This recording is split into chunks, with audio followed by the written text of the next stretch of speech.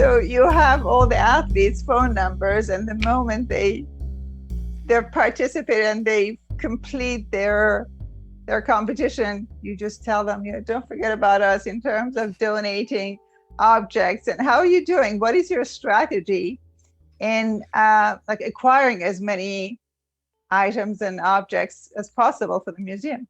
We definitely don't have them on quick dial. That would be nice. It's generally quite difficult, actually. So a lot of the lenders, so we do actively try and solicit donations and loans out of events such as the Olympic Games. It tends to be very difficult to do it immediately. Like we've worked with the Victorian Olympic Committee, who would have someone there and would say, if there's somebody you want to get word to, let me know, and they'll pass on the word and say, hey, we're looking to, congratulations on your performance. We'd love to get something from your performance to display in the museum. People to loan us things just for a short period to display, to celebrate what happened in these games. And then we can, maybe swap that with something else in a couple of years' time if they want it back for using for their own purposes. Could you have a chat to us about what we might be able to do to tell your story and to celebrate Australia's performance at the Olympic Games? So the great thing is that you have the Olympics 2032 to look forward to. So that's an additional incentive for Absolutely. athletes to donate, some objects or to contribute and become part of the greater story of sports in Australia, because then they become part of the grand narrative. Exactly right. Yeah. So that's something to look forward to. Speaking of which, do you see yourselves expanding the museum by that time? Brisbane have their own, they have their own plans. Who knows, right?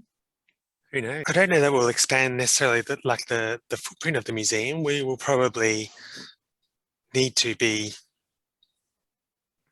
doing a redevelopment of the museum again at about that time. 10 years is probably sort of about your limit, really, in terms of a museum to keep up to date these days. Certainly for us, in terms of technology and things, technology that we just put in the museum that was pretty